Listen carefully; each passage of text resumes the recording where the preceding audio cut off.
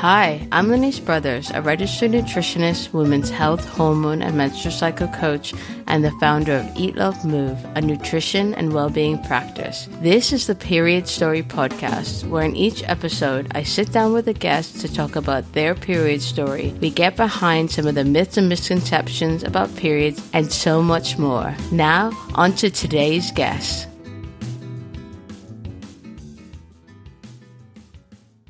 On today's episode, we have Amy Peake.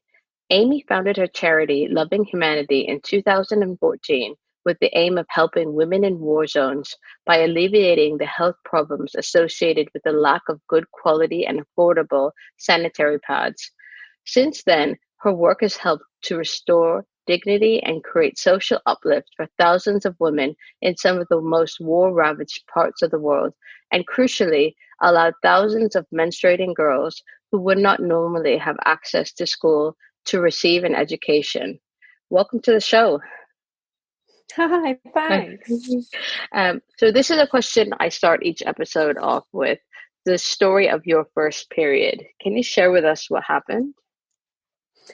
Yes. I was 12 and I was on holiday with my best friend, and I just remember going to the loo and pulling down my pants and seeing a brown stain, thinking, oh my gosh, this is the beginning.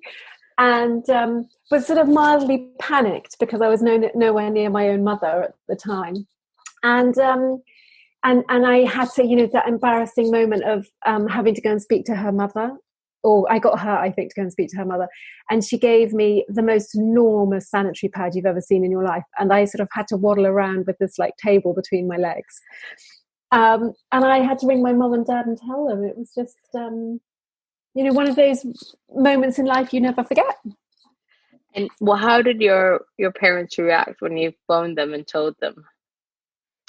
Mum was sweet. She was like, oh, that's such great news. But that was about it. It wasn't sort of anything greater than that. And then I had this awful mild panic of, oh my God, she's going to tell my dad. And as much as I loved my dad, I felt very private about my body. And I immediately rang her back and said, please don't tell Dad because I feel so embarrassed. And of course she went, well, I've already told him. So I kind of died thinking, oh my God, everybody knows about my body. And that was it. That was my memory, really. It was kind of like excitement and joy to have kind of joined the rest of my friends who'd already started menstruating.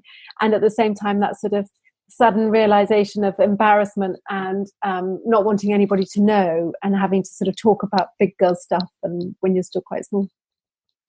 And so had you already known about periods? Did you have any education about what was to come when you got your first period? Yes. I had two brothers. I didn't have a sister, which didn't make it any easier. But I was actually at a girls' boarding school. So by the time I got my period, lots of my friends had already got theirs. So it kind of made it easier. And there was this kind of, a bit of mystery around pads and tampons and stuff like that I kind of wanted to join in with, I suppose. So I knew what was coming. And it wasn't so, I think I'm sure I had biology lessons around it, but it was more from just being with friends. And so you got your first period and you were on holiday, and then when you went back to boarding school, did you feel like you were quite part of the club now? Totally. Yeah. Like I was one of the gang and I'd grown up and, But I think it is my middle daughter has, just got her period. And it is that whole thing of wanting to be part of something. When everybody else is doing it, you want to be, especially when you're young. And I forget that now, but, yes, definitely. If you think back to when you got your period and how much you knew, do you feel like your daughters are in a different place? Yes. They have so much better education now. I think they call it PSHE. And, they sort of learn about stuff that I learn about now. And I'm like, really? You're learning about that? and it sort of slightly shocks me. And I sort of think they're innocent, and then I realize that they're absolutely not. But yeah, I think life's just changed so much. I was talking about this with my husband the other day. In the last I'm going to be 46 in a couple of weeks, and I mean, in the last 40 years since we were kids, I mean, you know, the internet, you know, we had calculators, but they were, you know, they were relatively kind of new things, and they were quite cool and expensive still, and those things. So, you know, to go from that stage to having your internet and being able to Google and find out anything is just quite extraordinary. So when you got your period and that education that you had, going back to school and being part of this club, did you feel equipped to deal with any issues that may have come up? So painful periods or heavy periods? I didn't. It's difficult, isn't it? You don't know how you're going to be before you get it. I was. We had a medical center we could go to, or house mistresses. I too had incredibly painful periods, and eventually, at the age of I think 17, they put me on a massive great painkiller called Potsdam or something, and then quite soon after that, they put me on the pill, and yeah, knowing what I know now, it wasn't great. They weren't great choices. They weren't the best solutions, but that's what was available, and there were people there to help, definitely. So when you say knowing what you know now, it wasn't the best solution. What do you mean by that? Well, it's actually, this is only my second month of coming off the pill. I mean, I've had 3 children, so I obviously came off the pill to do those things, but I started not feeling particularly well, or something was off, and realized that I didn't have, you know, that there must be, I know what, it was my daughters. They started getting really bad period pains. They were saying, Mum, can I go on the pill? And they're like 15, 16. I'm like, no, there has to be a better way. And when I was in my 20s, I love learning. So I literally remember going to the library in Putney going, there have to be books out here to explain how I can manage pain without going on the pill. There was not one book. And I felt so sort of surprised that there was such a massive lack of knowledge. And then I found an acupuncturist in Bath where I live, and this gorgeous person said, oh, well, have you read this book? And this is what you need. So the girls and I have all had acupuncture, which has helped enormously. And then I read Period Repair Manual. Yeah, that's a great book. Amazing book. I mean, I'm reading all of this stuff around magnesium and zinc and turmeric and B6 and all this stuff. And I used to take B6 and evening primrose. But I swear last month I had a period without any period pain. I nearly fell off my chair. I was like, why did someone not tell me this 20 years ago? And that's what I mean when, you know, what I know now. I would not have gone on the pill at the age of, 17 if I'd known that I was just short of a few things. And I was I played hockey all the time. So my body was probably dying for magnesium. And, you know, all as much as I was on B6, I wasn't on zinc, I wasn't on turmeric, I just wasn't aware that my body was lacking stuff, and there was a way of healing it without taking Western medicine. So, I mean, I feel like I've sort of woken up into a new world at the age of 46, just before I go into my menopause, which is great. But better late than never. Was this 2 months ago you went to see the acupuncturist and you went and then came off a pill?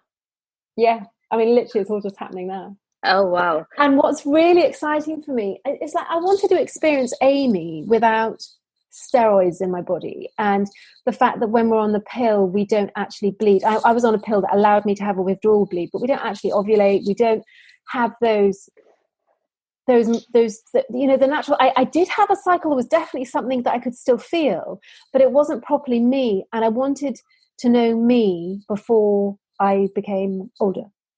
And that is fascinating. What have you discovered about yourself? I like myself more.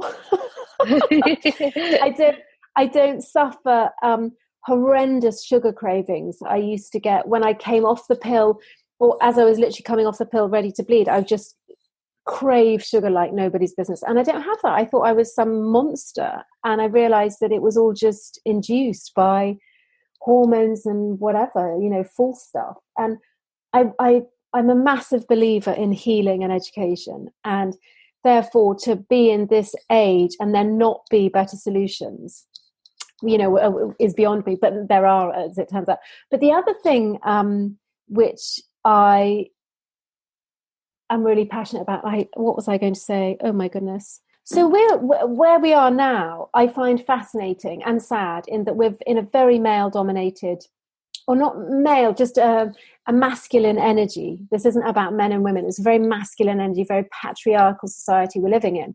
And women, we expect ourselves to be able to keep up with that same energy as men all the time. And so what I'm really learning by coming off the pill and by practicing menstrual cycle awareness is that if we can allow this feminine energy to rise, and for the world to realize that we work in cycles, not at 100 miles an hour all the time, that I think that when that happens in the world, which won't be for a while, but when it does happen, I think that the world will come back into balance, and that we will actually have a healing of the planet and a transformation which we don't currently have or even perceive that we could possibly have, apart from a few people who are a little bit more enlightened. But I think that's what's wrong.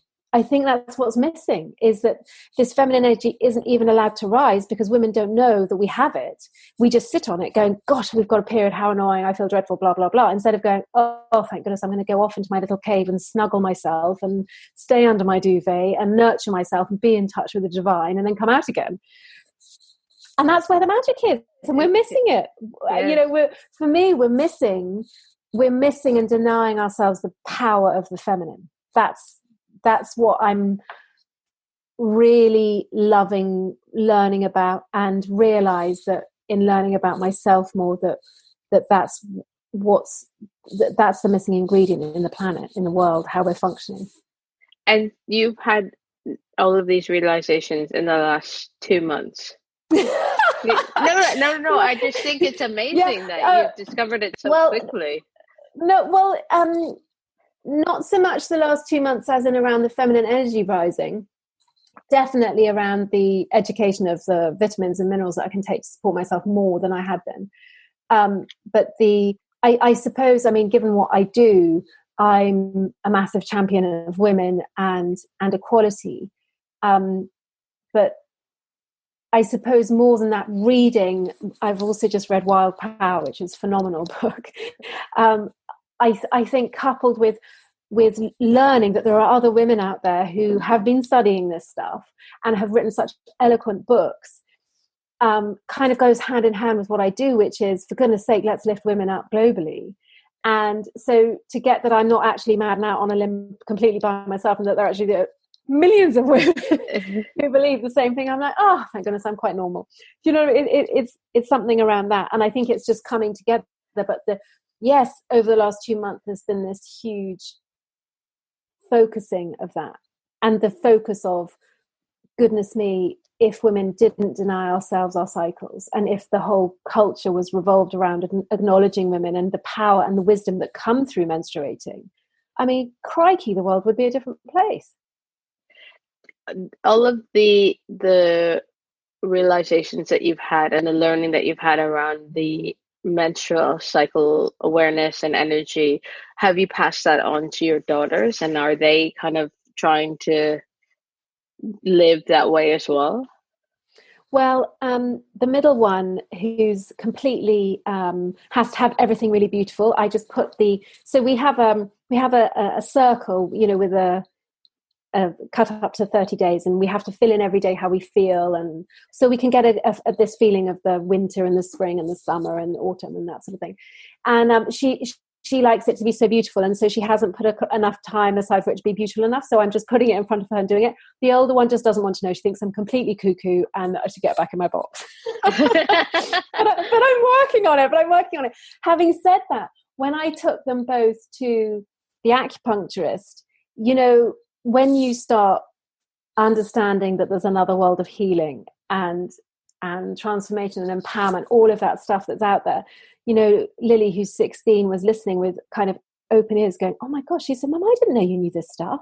And I'm like, well, yeah, I'm 46 nearly, I know some stuff. And I think it was exciting for her and mind opening, to